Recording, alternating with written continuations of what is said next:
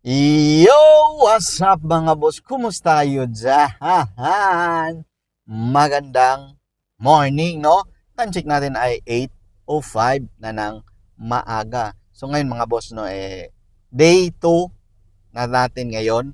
Kasi gagawa tayo ng ating back to marketing strategy natin.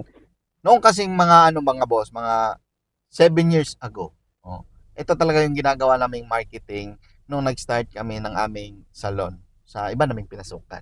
So ngayon mga boss, no, meron na tayong sariling salon, yung Zell Salon, na nag-start noong November 28, 2021.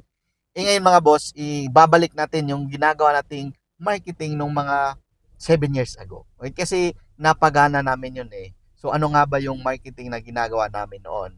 Isa to sa mga ginagawa namin.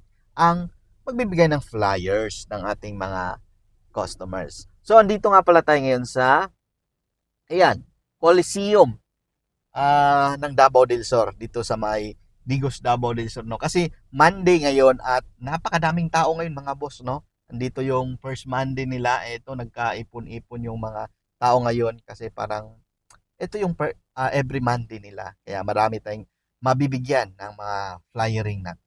Yan lang muna mga boss, no, kasi nga sasama rin ako doon, ha? Balita mamaya. Bye-bye.